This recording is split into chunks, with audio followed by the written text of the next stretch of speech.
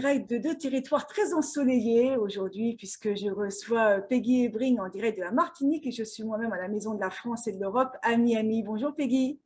Bonjour Sandrine. Donc, direction la Martinique et puis mise en avant de ce livre que nous avons ici sur les étagères à Miami, mais aussi sur l'ensemble des États-Unis sur rencontre des auteurs francophones, qui est La Quête, ouvre les ailes de ton cœur et envole-toi. Donc, on va en parler en deuxième partie d'émission, mais je voulais d'abord revenir sur votre parcours, Peggy, parler un peu de qui vous êtes, de ce que vous avez fait, et puis votre vie donc, qui commence en Martinique ici, et puis après de longues années, j'ai un peu envie de dire d'errance, loin de cette belle île.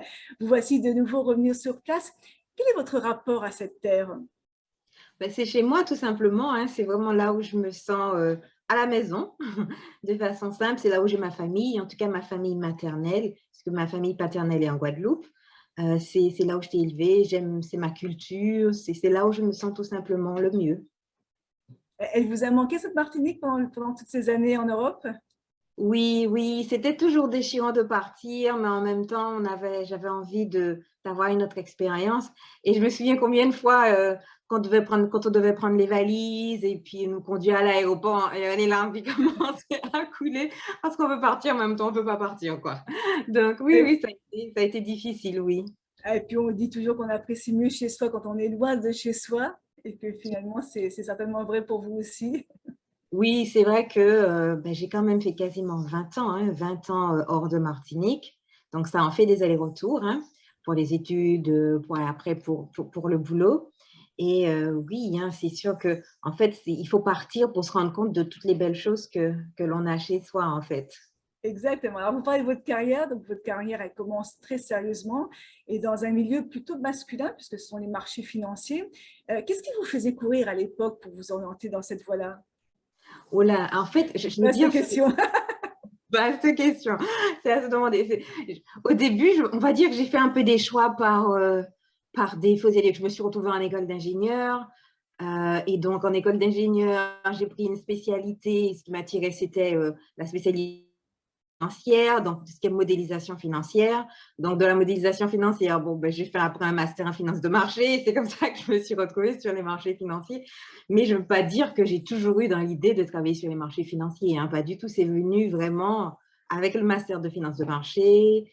Et voilà, après, Et puis, comment sont passées ces premières années? Vous étiez à Londres notamment. C'était des années que vous avez bien vécues, même si après vous avez changé complètement de vie, mais ça, on va revenir dessus. Mais est-ce qu'à ce moment-là, vous avez aimé travailler dans ce milieu-là? Finalement, vous opposez parfois à un environnement un peu trop masculin. Comment vous avez apprécié cette expérience? au début, j'ai beaucoup aimé, hein. Les premières années, c'était des beaux challenges. Ça demandait beaucoup de réflexion. C'était très intéressant, très dynamisant ou intéressant intellectuellement. Mais c'est vrai qu'au bout d'un moment, ça a été un problème de sens. C'est-à-dire que c'était intéressant intellectuellement, mais c'est comme si mon cœur n'était pas nourri. J'avais vraiment l'impression de sentir un sentiment de vide. Au début, c'est les paillettes, on est en salle de marché, c'est extraordinaire. Euh, il y a une énergie et tout dans la salle de marché, puisqu'en plus, j'ai fait mon stage à Calion, mais j'ai commencé à travailler à Merrill Lynch, qui est quand même une Une grosse grosse banque référence. d'investissement. Voilà. Et donc, oui, donc c'est des grosses salles de marché, c'est des ambiances vraiment particulières. Euh, oui, donc au début, j'étais toute excitée. Oui, c'était top, c'est dynamisant, mais au bout de 4 ans, on commence à te fatiguer. Puis on se dit, bon, en fait, ça n'a pas beaucoup de sens. Je l'ai fait, je suis contente. Bon, maintenant, je passe à qu'est-ce que je fais, quoi? Il faut que je passe à autre chose. Et Donc oui, puis, oui, et j'ai puis, beaucoup aimé et au puis début. donc, autre chose arrive un peu par la force des choses, puisqu'en 2008, c'est le krach financier. Et pour vous, c'est aussi à la fois une prise de conscience. Vous développez ce que vous appelez votre confiance dans vos intuitions. Vous partez à la recherche de vous-même. C'est une période où vous allez non seulement partir à la recherche de vous-même, mais vous allez aussi vous reconvertir dans le coaching, la naturopathie. Et puis l'écriture, et on en vient au sujet d'aujourd'hui qu'on va développer plus tard. Euh, Est-ce que toutes ces formations, elles ont été nécessaires pour vous, pour vous repositionner dans la vie? Est-ce qu'elles sont complémentaires les unes des autres d'ailleurs? Oui, en fait, je pense que ce sont enfin, des étapes du chemin ou des marches, on va dire, d'un escalier. C'est-à-dire que quand je me suis reconvertie, c'est vrai que je n'exerce plus en tant que naturopathe, mais c'était déjà pour moi la guérison. Parce que tout ce que je fais, à quelque part, c'est de la guérison holistique. Et donc, la naturopathie, c'est ça. J'ai fait de la naturopathie holistique. Et ça m'a ouvert vraiment sur une vision totalement différente de l'humain. Donc, bien sûr, avec le physique, mais comme c'est de la naturopathie holistique, tout ce qui est le mental, différents plans de l'être, le mental, le psychologique, le spirituel. Et ça m'a vraiment donné une ouverture d'esprit et ça m'a ouvert sur un monde que je ne connaissais pas du tout, puisque jusqu'à maintenant, tout ce que je connaissais, c'était vraiment très cartésien. Et cette naturopathie holistique m'a fait énormément de bien. Donc, c'est vraiment chercher quelque part la guérison, donc sur le plan physique, mais sur le plan euh, psychologique aussi, sur le plan mental. Donc, c'est comment être heureux et retrouver qui l'on est véritablement et se guérir de qui l'on croit être, pardon, pour véritablement être soi. Donc, c'est de la guérison. Donc, quelque Alors, part, c'est le chemin. C'est un chemin avec plusieurs étapes. est-ce que c'est un chemin qui a été compris autour de vous? Comment ont réagi vos proches? Est-ce qu'ils se sont bien dit, mais qu'est-ce qui te passe par la tête? Tu as une carrière, tu as un salaire, tu as une vie. Tout d'un coup, tu laisses tout tomber pour partir un peu à l'aventure? Ou alors, est-ce qu'on s'est dit, non, c'est bien, tu arrives au bout de quelque chose? Comment on a réagi? Alors, c'est vrai que ma famille a été surprise, mais ils ne m'ont jamais empêché de faire ce que je voulais, en fait. Mais c'est vrai qu'il y a plein de personnes qui n'ont pas compris, hein. Donc, comment tu quittes un job? Comment tu quittes un job en banque d'investissement pour aller faire naturopathe et pas gagner d'argent, en gros, ou pas comme en banque d'investissement? Donc, c'est vrai que les gens n'ont pas compris, mais enfin, on m'a laissé faire ce que je voulais, tout simplement, puisque j'ai toujours un petit peu pris mes décisions Oui, on comme imagine tout bien. le monde. On imagine bien. Combien de temps ça a pris entre ce moment où vous avez tout envoyé balader et puis le fait que vous viviez de ce nouveau métier ou de cette nouvelle mission? C'est quoi? C'est plusieurs mois? C'est plusieurs années? En fait, ça a varié. C'est-à-dire que j'ai eu des cycles comme ça. Donc, c'est-à-dire que les études de naturopathie ont duré 2 ans. Donc, c'est sûr que pendant ces 2 années-là, non. La première année, j'étais à mi-temps. Je travaillais moitié, j'étudiais. Et la deuxième année, j'ai étudié tout le temps. Donc, après, quand je me suis lancée en tant que naturopathe, j'ai mis à peu près 1 an pour pouvoir en vivre. Mais après, j'ai laissé tomber la naturopathie. Je me suis concentrée sur le coaching. Donc, j'ai eu une baisse de revenus, donc le temps de… En fait, ça fait ça fait des montagnes russes, hein. Donc, à chaque fois, je mettais à peu près 1 an pour me dépatouiller, revenir. Après, j'ai fait une pause, puisque même dans le cadre du coaching, à un moment, je me suis remise en question et pendant quasiment 6 mois, 1 an, non, peut-être pas 1 an, mais 8 mois, j'ai vraiment été avec très, très peu de revenus. Je n'ai pas cherché de clients, je n'ai pas poussé le business parce que j'avais besoin de me De retrouver et retravailler. de vraiment fonctionner au minimum pour prendre le temps de laisser quelque chose d'autre émerger. J'avais aussi envie d'écrire. Donc, voilà. Donc, en fait, ça dépend. Je n'ai pas arrêté de faire des montagnes russes en fonction de ce que je ressentais qui était juste pour moi. Il fallait, ouais, pour avancer. Pourquoi vous avez laissé tomber la naturopathie? Vous vous êtes rendu compte que c'était pas ce que vous vouliez faire? Oui, finalement, oui. C'est-à-dire que je faisais de la naturopathie, que je mixais un peu avec du coaching. Mhm. Et à force, je me suis rendu compte que ça ne m'intéressait plus de faire des plans d'hygiène de vie parce que quand on va voir un naturopathe, on vous fait un plan d'hygiène de vie où il y a des conseils alimentaires, alors, et puis des techniques complémentaires comme des plantes, des techniques de relaxation, etc. Et donc, on a et en fait, au bout d'un moment, je me suis rendu compte que la partie qui m'intéressait le plus, c'est pas tant d'aider les gens à changer leur alimentation, mais c'était de comprendre, voilà, d'où venait, en fait, s'il y avait une pathologie, d'où est-ce qu'elle venait, mais sur le plan psychologique, enfin, c'était toute la partie coaching. C'est-à-dire, quand les gens venaient me voir pour une perte de poids, je leur disais, OK, on va changer l'alimentation, mais on va regarder pourquoi vous mangez. Et pourquoi vous mangez, c'est pas juste. Pourquoi vous mangez comme vous mangez, et c'est pas juste de mauvaises habitudes alimentaires. Il y a tout un émotionnel derrière à regarder. Et donc, Ouais, petit à petit, la partie nutrition, naturopathie arrive. En fait, je me suis dit non, je vais me concentrer sur le coaching bien parce que sûr. c'est la partie qui me plaît le plus. Oui, et puis vous n'aviez pas abandonné cette carrière pour finalement pas faire quelque chose qui vous plaisait, donc il fallait se Mm. recentrer sur ce qui vous plaisait. Alors, vient le temps de l'écriture, et bien sûr, cette question, cette éternelle question de l'auteur, suis-je légitime? Alors, vous l'êtes posée, je sais, est-ce que vous l'avez réglée aujourd'hui? Maintenant, oui. Maintenant, oui, il m'a fallu, oulala, bien 2 ans pour y arriver, je dirais, pendant les 2 ans d'écriture de la quête. C'est sûr que je ne me sentais pas du tout légitime, même la première année que la quête est sortie. Mais ça m'a mis du temps. Il a fallu nourrir la réflexion parce que en fait, j'arrêtais pas de me comparer, enfin, jusqu'à ce que le livre sorte déjà. Je ne savais pas ce que ça se donnerait, est-ce que ça plairait, est-ce que les gens trouveraient ça absolument nul. J'avais aucune idée de ce qui valait le livre jusqu'à ce que je commence à avoir les retours des lecteurs. Et puis, donc, surtout que j'avais pas du tout fait d'études littéraires. J'avais fait un cours d'écriture intuitive, donc j'avais pas fait d'études littéraires. J'avais pas, pour moi, dans mon parcours, j'ai toujours été nulle en français, c'est bien pour ça que j'ai fait un parcours scientifique. Donc, mes notes de français, enfin, aussi loin que je me souvienne, elles avaient toujours été assez nulles. Donc, c'est vrai que donc, comme quoi, on peut être nul en français et écrire un livre. Et écrire un livre qui marche. D'ailleurs, vous n'en avez parlé à personne de ce projet. Vous l'avez fait dans votre coin, en menant tout ça avec votre intuition, justement cette fameuse intuition dont vous parlez, cette force mentale qui vous pousse à vous dépasser, à aller plus loin. Donc, c'était un petit secret autour de vous. Le livre est sorti un peu comme ça, par magie auprès des vôtres. C'est vrai que j'en ai pas trop parlé. Il y a quasiment personne qui savait que j'écrivais un livre.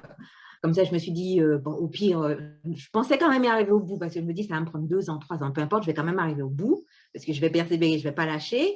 Mais j'en ai pas trop parlé parce que comme ça, si c'est un flop total, il y aura moins de personnes au courant. Mais, et puis, en fait, non, il a plu au lecteur dès le départ. Hein, dès le départ, il a plu. Et donc, c'est ça. Et puis, donc, ça m'a conforté aussi dans le fait que oui, ben, en fait, j'étais capable d'écrire un livre et d'écrire quelque chose qui pouvait plaire.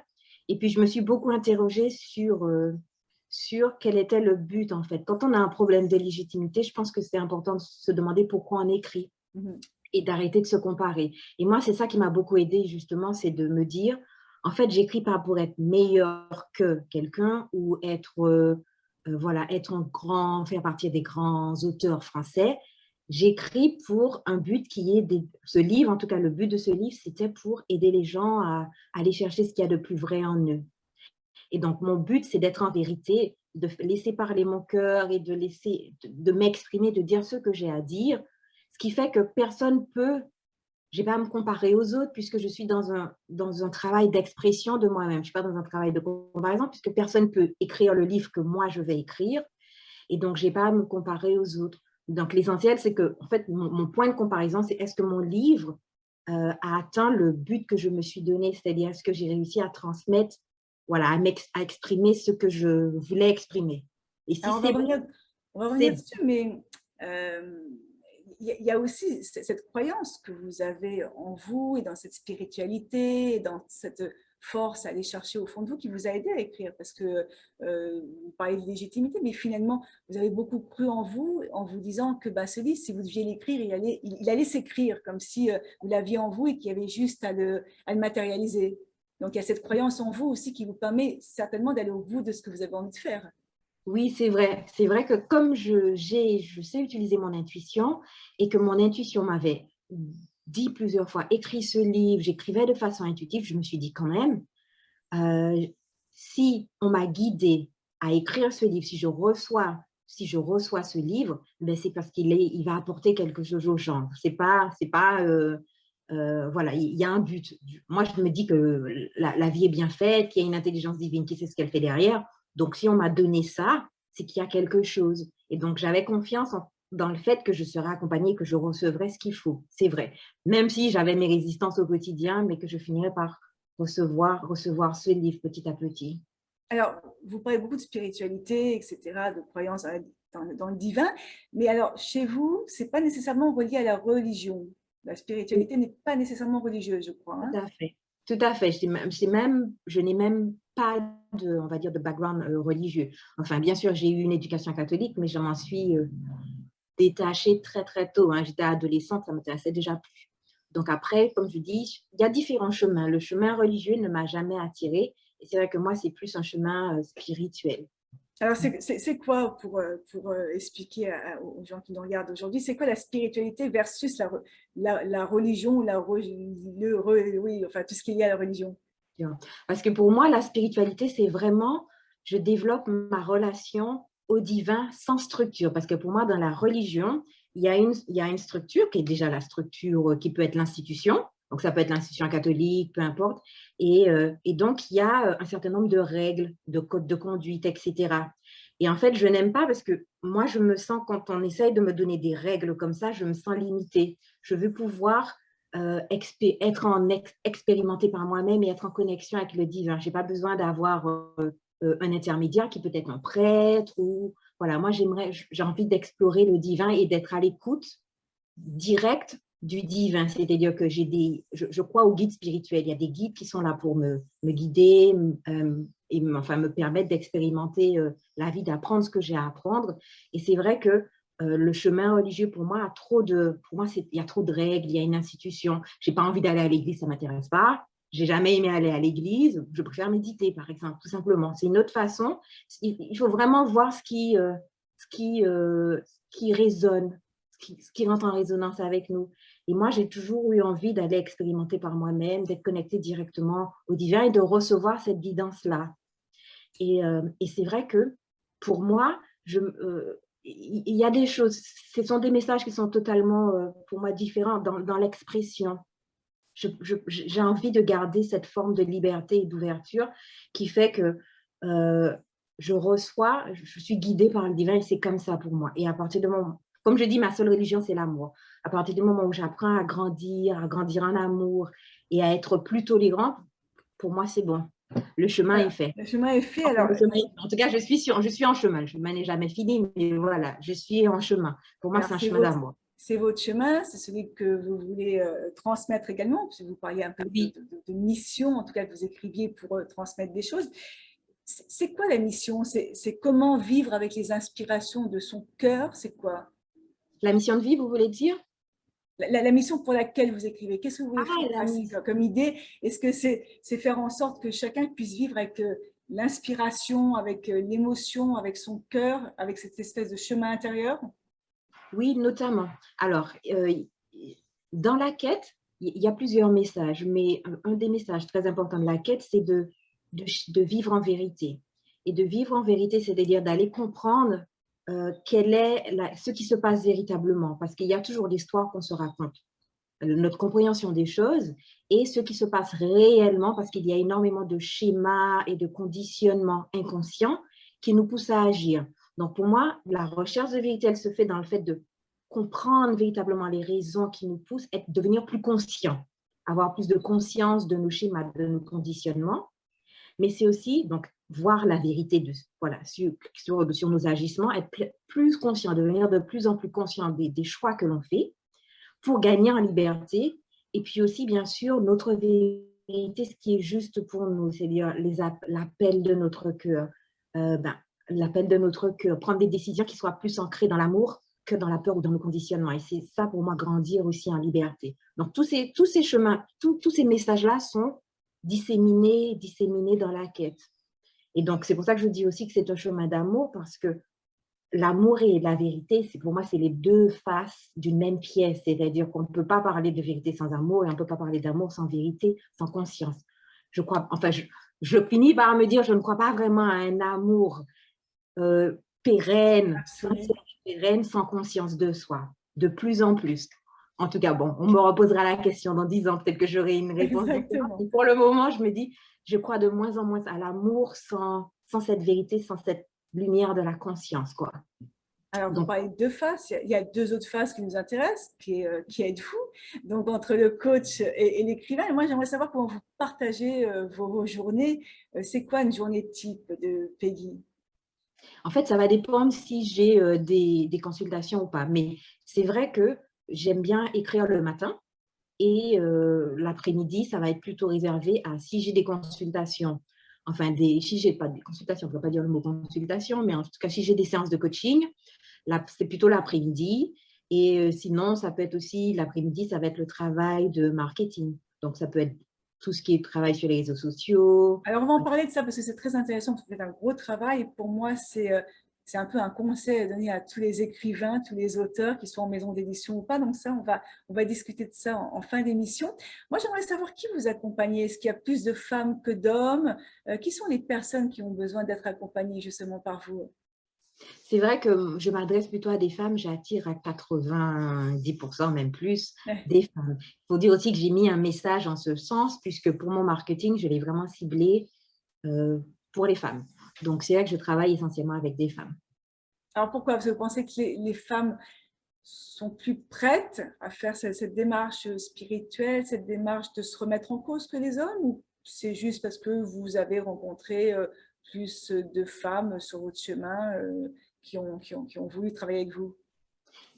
En fait, au départ, je me suis beaucoup posé la question, parce que c'est vrai que naturellement, je travaille, j'aime les problématiques féminines, j'aime travailler avec les femmes. J'organisais le meeting des déesses, qui est un meeting où on discute développement personnel entre femmes. Donc, j'ai toujours aimé le milieu un peu féminin. Mais je me suis quand même posé la question, j'étais en introspection, parce que je me suis dit, il ne faudrait quand même pas que ce soit une fuite du Oui. masculin. Parce que quand on travaille beaucoup sur soi, on connaît ces problématiques. Et c'est vrai que pendant des années, j'avais ce truc, je ne suis pas autorisée à être puissante et être moi-même en face du masculin. Parce que ça vient de mon éducation et du rapport que j'avais avec mon père. Donc, j'avais quand même fait un travail dessus, mais je me suis dit, c'est important de savoir ce qu'il en est vraiment. Et est-ce que toutes les autres C'est femmes, drôle, vous qui avez commencé dans un milieu extrêmement masculin, donc c'est drôle, c'est intéressant. oui. Et pourtant, mais j'étais cachée, quoi. C'est là où c'est fort, c'est-à-dire que je, parce que je n'avais pas besoin de démontrer une forme d'autorité. C'est ça, en fait. Alors que normalement, quand on est coach, il faut pouvoir démontrer une forme d'autorité. Alors qu'en fait, quand on travaille comme gestionnaire de risque de marché, j'ai commencé junior, bon, là, autorité, non, hein, mon petit cerveau, il fonctionnait très bien, ça suffisait. Voilà, mais ça, là où ça s'est vraiment posé comme questionnement, c'est quand je me suis mise à mon compte, parce que là, pour le coup, c'est moi le boss, entre guillemets. Ouais. C'est moi le boss. Donc là, la question s'est posée et j'ai dû vraiment travailler dessus pour savoir effectivement qu'est-ce qui est juste pour moi. Et c'est ça. Et non, je pense que c'est juste pour moi de travailler avec des femmes. Après, cela changera peut-être, hein, mais c'est vrai que les... Et puis ça tombe bien, je connais bien les problématiques féminines, enfin pas toutes, mais pour être une femme, il y en a certaines que je connais bien, en tout cas. Que j'arrive à Je suis un accompagner. petit peu nulle.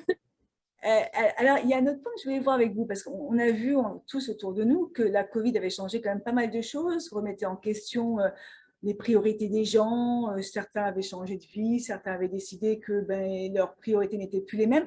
Est-ce que vous, en Martinique, parce que tous les territoires sont différents et tous les gens réagissent aussi différemment, j'imagine qu'on ne vit pas pareil à Paris, dans une ville hyper stressante et sous les palmiers de Martinique. Est-ce que vous l'avez vu, ça, ce changement de gens, ce changement radical, ce besoin ou cette envie de changer les choses? Oui, je l'ai vu aussi. C'est-à-dire que c'est vrai que ce confinement a permis à beaucoup de personnes de se poser des questions sur le sens de leur vie, sur comment ils avaient envie quel sens donner à leur vie, quelle direction donner à leur carrière, par exemple. Donc, il y a beaucoup de personnes qui ont eu le temps. Parfois, ça a été douloureux d'ailleurs, hein, parce que, en fait, je discutais justement avec des personnes qui me disaient qu'effectivement, quand elles travaillaient et qu'on est dans le rythme du travail, on travaille tout le temps, on n'a pas le temps de s'arrêter. Entre les enfants et la carrière professionnelle, on est un peu en roue libre. Et en fait, le confinement, parfois, pour certaines personnes, a stoppé tout ça. Et donc là, toutes les choses qu'ils avaient, entre guillemets, mises de côté, réprimées, les questionnements, les peurs, les angoisses, il y a des choses qui remontent. Et là, on n'a plus trop d'échappatoire, donc on est obligé d'y faire face. Donc, il y a beaucoup de personnes voilà, qui se sont dit, en fait, j'ai envie d'une autre vie, j'ai envie de travailler dans autre chose, d'avoir un style de vie différent, oui. Ah ben, ça, c'est intéressant. Moi, j'aimerais maintenant qu'on revienne un peu sur votre livre, parce qu'on a beaucoup parlé de vous, de ce livre avec une très jolie couverture, on va y revenir.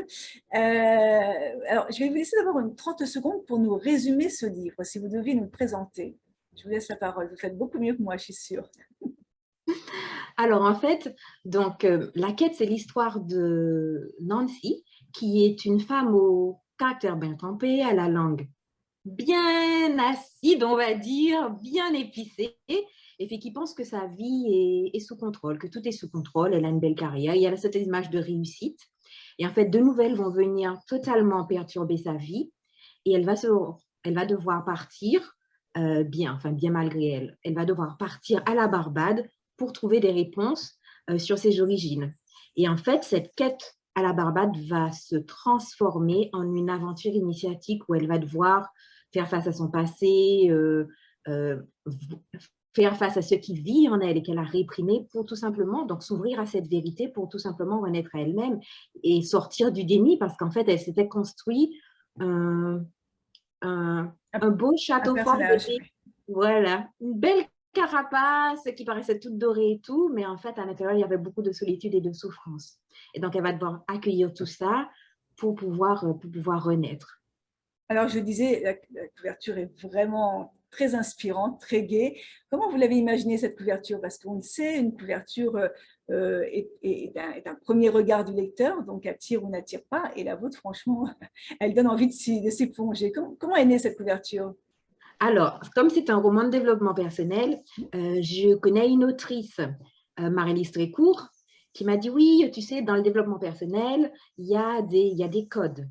Il y a des codes, on aime bien mettre, c'est plutôt des choses un peu colorées, c'est des choses gaies. Si tu veux regarder un peu les romans de développement personnel, tu verras que c'est souvent des femmes. À un moment, il y avait une mode de ballon, enfin, mais souvent, il y a une idée d'élévation, de gaieté, de choses comme Oui. ça. Et donc, j'étais regardé un petit peu ce qui se passait dans les romans de développement personnel. Et donc, je me suis dit, il va y avoir une femme et un sentiment d'élévation. Et après, j'ai donné ça à l'infographiste et je lui ai dit, je voudrais quelque chose aussi qui fasse un peu tropical, mais pas une plage cocotier bateau, quoi. Je voulais un truc un peu différent. Et c'est l'infographiste qui a trouvé la couverture. Eh ben, ça marche très bien. Alors, quand on voit le titre, on se demande ce que c'est. Est-ce que c'est une méthode? Est-ce que c'est un essai? Et finalement, c'est un roman. Euh, j'ai presque envie de dire, c'est un peu une méthode basée sur un récit. C'est-à-dire comme si vous aviez mélangé à la fois une méthode pour aller mieux, pour faire une introspection de soi, mais dans un récit romanesque qui permet tout à chacun de se retrouver ou non, en tout cas. Oui, c'est vrai que je voulais que les personnes puissent avoir quand même des outils, entre guillemets, ou en tout cas puissent se remettre en question à travers la remise en question du personnage. Et c'est ça qui est bien justement avec les romans, c'est que parfois avec les livres théoriques, les gens ont comme une barrière Mhm. psychologique. Alors que quand ils se laissent happer par l'histoire et qu'ils vivent en même temps, ils vivent l'histoire avec le personnage principal, c'est comme si quelque part les barrières baissent C'est vrai. et ce qui fait qu'on peut plus facilement distiller des messages et les gens sont plus ouverts. Donc, il y a une perméabilité qui se fait un peu plus, je trouve, avec les romans. Donc, c'était l'occasion de permettre aux gens parce qu'il y a parfois, de permettre aux gens de réfléchir, de mettre en perspective leur propre vie grâce aux réflexions que se fait justement le Le personnage personnage. principal Nancy. Et puis c'est vrai que quand on referme le livre, on se dit, oula, on a un petit peu de travail. Et c'est la force, enfin, je trouve que c'est la force d'un roman réussi, c'est de refermer le livre en ayant ou l'impression d'avoir appris quelque chose, ou l'impression qu'il faut apprendre quelque chose. Et donc c'est vrai qu'avec votre roman, Peggy, on se dit que effectivement, il y a des choses à remettre, à secouer dans le sablier pour remettre les choses un peu dans le bon ordre et sur le droit chemin. Il y a un peu de vous quand même dans ce livre, cette femme très les pieds sur terre, qui se remet en question. Alors, certainement pas avec la même histoire, mais il y a un peu de Peggy là-dedans. Un petit peu, puisque Nancy, c'est une control freak. Oui, Et donc, moi, j'étais un peu control freak. Pas autant que Nancy, Dieu merci, mais je l'étais. Hein, j'étais beaucoup dans le contrôle. Elle travaille. J'ai pris un contexte de travail en salle de marché en tant que gestionnaire de risque de marché. C'est ce que je faisais. Donc, on a des points communs de ce point de vue-là. Et puis même, la problématique de notre relation au masculin. Parce que ça, pour moi, ça a été un gros travail parce que j'étais pas en conflit ouvert avec le masculin, parce que Nancy, elle est en conflit direct parce que c'est une guerrière, elle est en mm. conflit direct avec le masculin. Moi, c'était beaucoup plus, c'était plus dans la fuite. C'est-à-dire que j'avais un problème avec le masculin, mais je n'allais pas en conflit direct parce que je n'étais pas quelqu'un de très conflictuel. Mais par contre, il y avait toujours une distance énorme entre les hommes. Et moi, je gardais la distance parce que j'avais cette peur d'être contrôlée, leur faisais pas confiance, je ne faisais pas confiance aux hommes. Donc, toutes des problématiques envers le masculin, enfin, qu'on partage, quoi, Nancy et moi. Donc oui, oui, il y a des ponts, même Il y a des vrais ponts. la racine, il y a des croyances sur le masculin qu'on partage. Exactement. Alors, dans le livre, il y a cette phrase, c'est un roman initiatique pour aller à la découverte de soi et apprendre à s'aimer. C'est une promesse un peu que vous faites au lecteur, apprendre à s'aimer? Oui, parce que je leur donne des pistes. Je leur donne des pistes et à la fin, s'ils veulent continuer, il y a même un programme. Je leur donne accès à un programme de coaching Oui, en ligne gratuit. Donc, ils peuvent ouais, continuer le travail là. Donc, mais déjà, avec le livre, il y a une remise en question. Parce qu'apprendre à s'aimer, c'est identifier les moyens, les comportements dysfonctionnels que l'on a, voir à quel point on est dur avec soi et voir ces zones où justement on manque un peu d'amour pour soi. Et donc, le livre aide à ça. Notre rapport, on parle par exemple du rapport au corps à un moment dans le livre, le rapport au corps, donc comment on a cette vision très dure avec soi. Les femmes ont toujours ah, j'aime pas ma poitrine, j'aime pas mes seins, j'aime pas mon ventre, j'aime pas. Il y a plein de femmes qui ont, c'est difficile, le rapport à l'image de soi est très très c'est difficile, vrai. Et de vu, plus en plus, oui, parce qu'on vit dans une société qui est, qui qui a vit à des, l'image, voilà, qui est liée à l'image et qui a une la vision dictature de l'image. très très étroite de ce qu'est la beauté et de ce que devrait faire une femme, de comment une femme devrait être et ce que devrait porter ou être une femme pour qu'elle puisse s'aimer, quoi. Donc, il y a plein de dictats en termes de beauté, etc., qui n'aident pas les femmes à s'accepter. Donc, on en parle un petit peu dans le livre à la fin, et puis l'amour de soi, tout simplement, c'est cette bienveillance et cette compassion, développer cette bienveillance et cette compassion pour soi.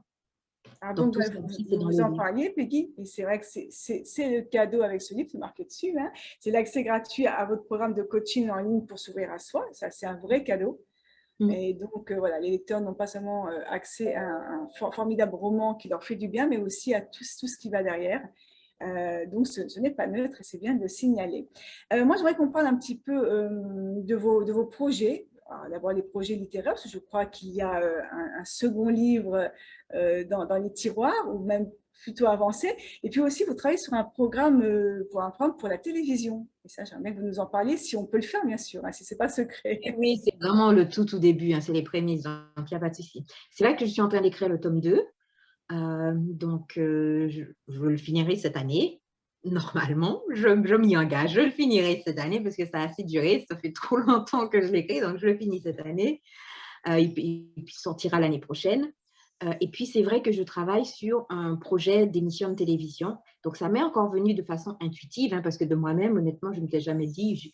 Je ne me suis pas dit, bon, ben, tiens, ce serait bien de faire une émission de télévision parce que ce n'est pas du tout mes compétences. Mhm. Donc, et en fait, ce sont des messages qui sont venus comme le livre. Mon étudiant m'a dit, ben, écris ce livre. Et donc, mon étudiant m'a dit, bon, émission de télévision. Et donc, voilà. Donc, le pilote est quasiment tourné. Il reste encore des petites choses, mais le pilote est quasiment tourné. Après, donc, quand on aura fini de tout tourner, il faudra le monter. Et puis, va commencer une période qui va être qui est un gros challenge pour moi, qui est de monter le dossier de sponsor, trouver des sponsors, démarcher les chaînes de télévision. Donc, c'est quelque chose de totalement nouveau pour moi. Donc, ça va être un challenge. C'est un nouveau challenge, on va vous suivre, puis vous nous donnerez des nouvelles, hein, on les postera régulièrement aux lecteurs. J'aimerais qu'on parle un petit peu aussi des États-Unis, parce que en discutant, vous et moi, pour un article qui apparaît dans le petit journal New York, j'aime bien aimé votre vision du pays, notamment sur la question d'échec, qui n'est pas la même en France et certainement en Martinique aussi, et ici, cette notion d'échec qui est presque valorisée. Et puis, deuxième point, c'est l'importance de l'entrepreneuriat aux États-Unis. Ça aussi, c'est quelque chose qui est extrêmement positif à vos yeux. J'aimerais que vous nous parliez un petit peu de ces deux points. Oui, c'est vrai que c'est quelque chose qui m'avait beaucoup plu dans la mentalité anglo-saxonne, que ce soit, c'est pareil, hein, que ce soit à Londres ou aux États-Unis, puisque comme j'ai vécu à Londres, je l'ai vraiment expérimenté à Londres, c'est cette mentalité de business, cette mentalité d'entrepreneur. Et donc, j'avais beaucoup aimé le rapport à l'entrepreneuriat qu'on n'a pas en France de façon générale, qui est que si tu as monté un business et que tu as échoué, c'est pas grave, tu te relèves, tu as appris. On considère qu'à la limite que tu es un bien meilleur businessman maintenant que tu as eu cet échec. Exactement. Alors qu'en fait, En France, ben, tu as monté quelque chose, tu t'es planté, ben, c'est que tu es nul, quoi. Donc, pour faire C'est confiance sur extrêmement bien l'autre, résumé. c'est difficile. Donc, on a un peu cette position en France comme quoi il faudra réussir du premier coup. Hein. Donc, cette mentalité de si tu n'as pas réussi, tu es nul. Non, en fait, tu as appris, tu repars sur des bases beaucoup plus solides que la première fois. Et c'est cette mentalité que j'aime qui a aussi qui a aux États-Unis et à Londres. Et puis, cette mentalité aussi, bon, ce que j'aime, qui m'avait vraiment étonnée, c'est qu'ils te disent que à Londres, aux États-Unis aussi, tu peux gagner ta vie avec tout et n'importe quoi. En fait, il faut savoir le marketer, il faut savoir vendre, il faut savoir marketer, mais il y a pas, tu peux gagner ta vie. Si tu sais vendre, si tu sais te marketer, voilà. Alors, je vais rebondir sur ma prochaine question, ma magnifique transition. C'est effectivement votre capacité à faire votre propre marketing. D'ailleurs, vous lisez en anglais, hein, bien évidemment, donc vous pouvez avoir un marketing qui ne se réduit pas aux approches françaises. Euh, Est-ce que vous considérez qu'aujourd'hui, être un auteur, c'est devoir porter toutes ces casquettes et vous engager aussi bien qu'en écriture, qu'en communication, qu'en promotion? C'est un peu la marche obligatoire d'un auteur aujourd'hui pour exister. Ah oui, je pense que sauf si on est un auteur déjà très connu et qu'on a des maisons d'édition qui font le travail pour nous, etc. Et encore, même, je pense que même à ce niveau-là, il faut quand même faire un minimum de marketing moins. Mais c'est sûr que si on est auto-édité, on n'y coupe pas. Hein. Si on est auto-édité, là, il faut vraiment tout faire, tout le travail de marketing, de construire sa liste de lecteurs, etc. Il y a vraiment pas mal de travail de marketing à faire. Et pour moi, maintenant, un auteur qui veut vivre, c'est un auteur entrepreneur. Pour moi, l'auteur, il doit être un peu entrepreneur. S'il veut en vivre. Parce qu'après, moi, j'ai des amis qui ont écrit un livre et puis qui m'ont dit, ah, mais je suis contente, le livre est sorti. C'est pas grave s'il se vend, s'il ne vend pas. C'est pas mon métier. Je suis contente d'avoir écrit le livre. Mais si on veut vivre de son écriture, non, là, il faut être auteur-entrepreneur. À moins Ouais, d'être… ce qui est quand même extrêmement rare de vivre de ses écrits aujourd'hui. Juste un petit message pour tous les auteurs en devenir qui nous regardent. Il faut d'abord écrire pour le plaisir, et puis après, si vous arrivez à dégager un petit revenu substantiel, tant mieux. Mais c'est vrai qu'on écrit surtout pour le plaisir d'écrire et de transmettre, comme vous, Peggy, des choses qui sont essentielles pour vous et que vous avez envie de transmettre aux autres. On va terminer par un petit questionnaire de Proust. Quel est le livre du moment? Qu'est-ce que vous lisez? Alors, qu'est-ce que je suis en train de lire? Alors, j'ai commencé le livre de Karen Ponte qui s'appelle La lumière, et je l'ai commencé ce matin. Donc, la lumière était si parfaite, c'est parce que je dois justement l'interviewer à la fin du mois. Donc, je vais commencer à lire son Eh ben, livre. parfait. Donc, tout ce que j'ai… Un livre de chevet, quelque chose que vous lisez, que vous conseillez, que vous offrez. Ah, un livre que j'aime beaucoup, qui est… alors, il y en a deux.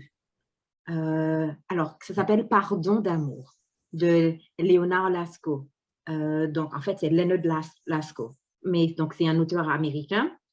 Et en fait, c'est Pardon d'amour, c'est for giving love. Mais c'est par espace don d'amour. C'est sur le fait que le pardon est un don, est un don d'amour. Et c'est for giving love, je pense, en anglais, enfin, la version anglaise. Donc, ça, c'est un livre que je recommande.